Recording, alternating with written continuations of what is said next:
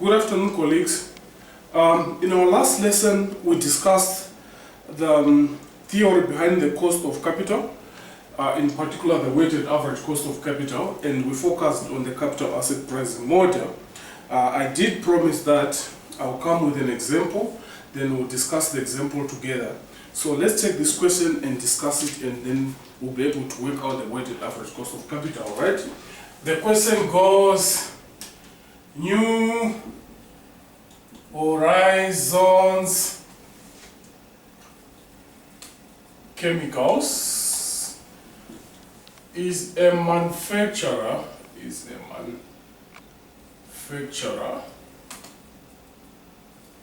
of chemicals and household detergents. The company issued 1 million ordinary shares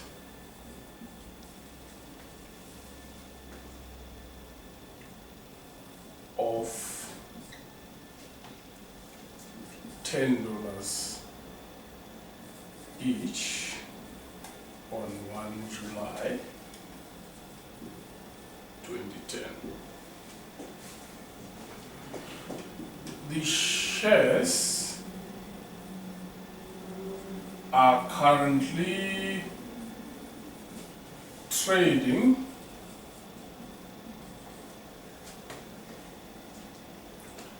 at $75 per share.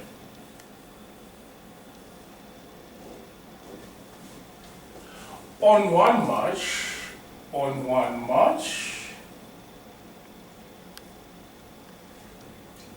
2014, the company issued 200,000 8% corporate bonds with a nominal value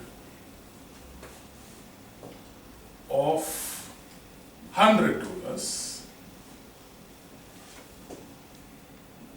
each.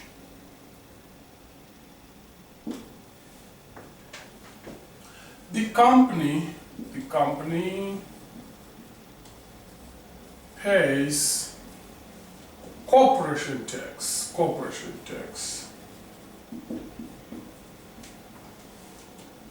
at a rate of 25%. The corporate bonds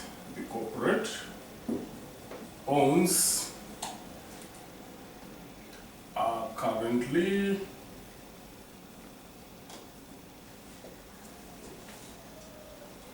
valued at $125 each. The beta for New Horizons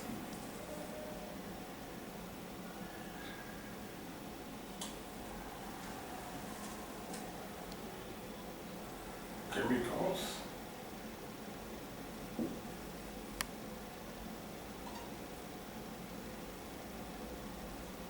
is estimated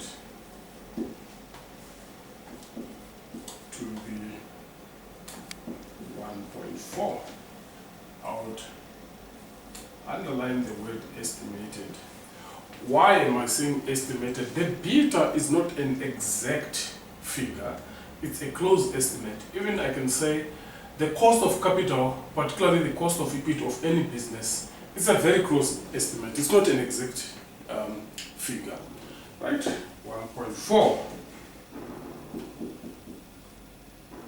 The rate of return,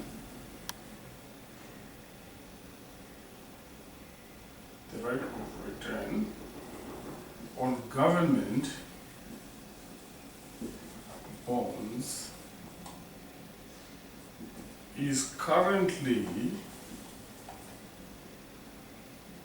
5%, and the rate of return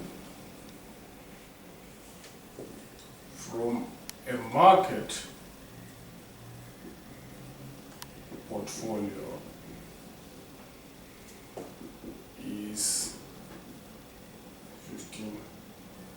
15%. So what are we required to do?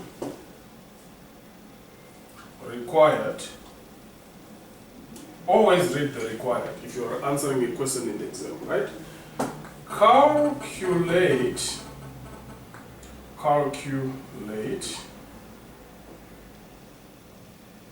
New Horizon Chemicals weighted average cost of capital. This is what we are required to do. We are required to calculate the weighted average cost of capital, right? So let me erase this question, right? Then we can be able to start working it out and come up with the weighted average cost of capital.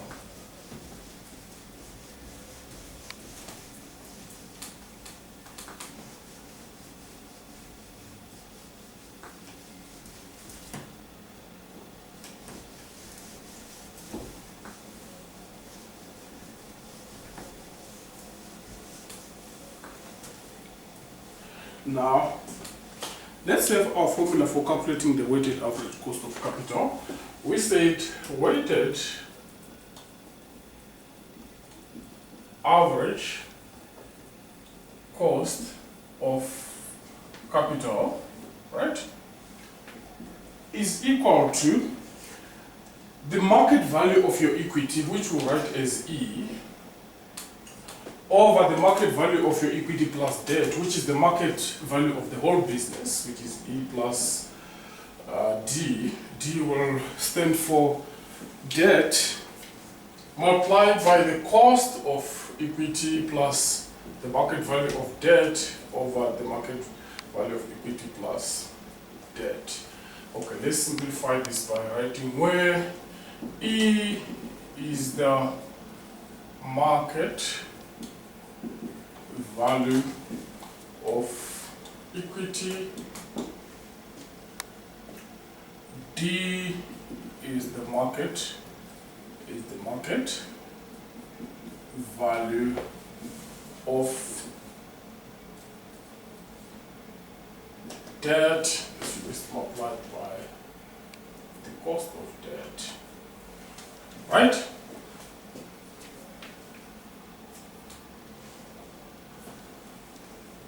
KE is the cost of equity, KD is the cost of debt, right?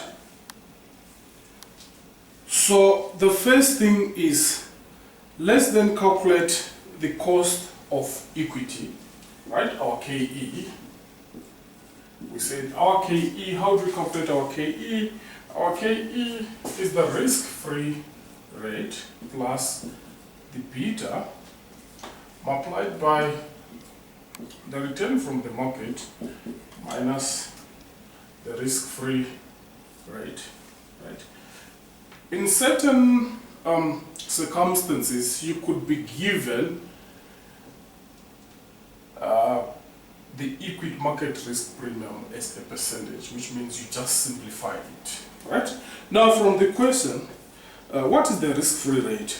The risk-free rate is the return on government bonds, right? So we are given that the current return on government bonds is 5%. So our risk-free rate is 5%. What is the beta of this stock? The beta is 1.4, right? And what is the return from the market? The return from the market is 15%. And the risk-free rate is 5%, right? If we simplify here, we'll get 5% plus 1.4 multiplied by 10%. This is going to be 5% plus 14%, which gives us 19%.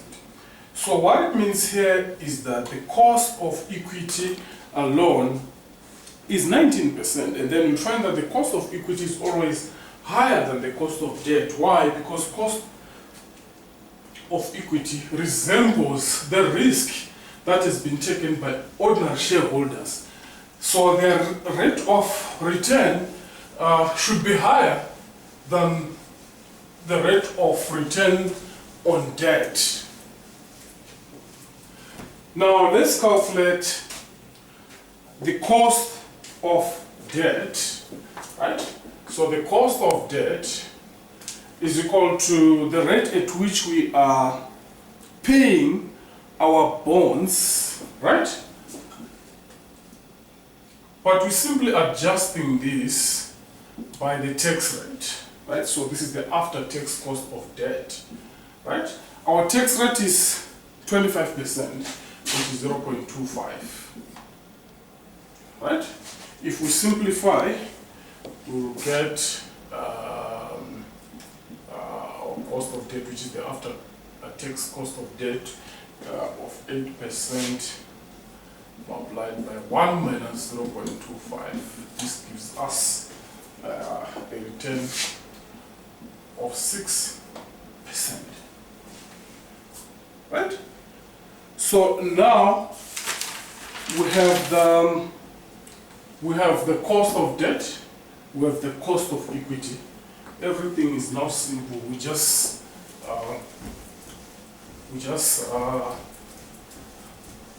putting in the figures, right?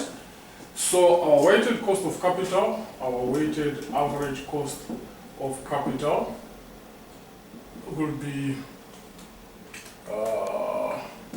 equity over equity plus debt, the cost of equity plus D over equity plus debt multiplied by the cost of debt, right? So the market value of our equity, we are given the number of shares which have been issued as 1 million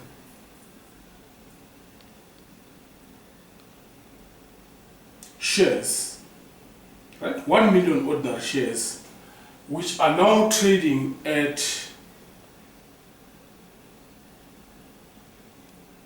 $75. So this is 75 million over 75 million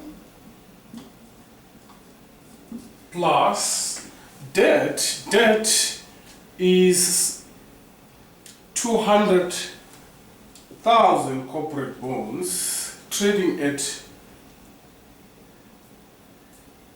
125. This gives us 25 million. So the total market value of this company is 100 million, right? We multiply this by the cost of equity, which is 19%, plus the cost the market value of debt, which is 25 million over 75 million plus 25 million, which is 100 million, multiplied by the cost of debt of 6%. So let's just simplify this. This is 75% multiplied by 19%. So this is 0.75 multiplied by 19. This is 14.25% plus 25% of 6 gives us 1.5%. So what you'll notice from here is that this company has less debt, so the weighted average cost of debt has gone drastically down from 6% to 1.5% because of the weight of the debt in relation to the overall financing of the company, right? So the weighted average cost of capital is also lower than the cost of equity, because debt has reduced the cost of capital. So the total average cost of capital is 14.25 plus 1.5, which is 15.75%. Now, when you're appraising projects, you would find that there's no 14.75%. If you're using your tables, then you round this up or down, which is approximately 16%. This is the weighted average cost of capital for this business. Okay, colleagues, okay guys, thank you very much for watching this video. I hope this information is going to be very much useful to you, and then we'll proceed and discuss other issues relating to finance in our next video. Thank you very much, guys, for watching this video.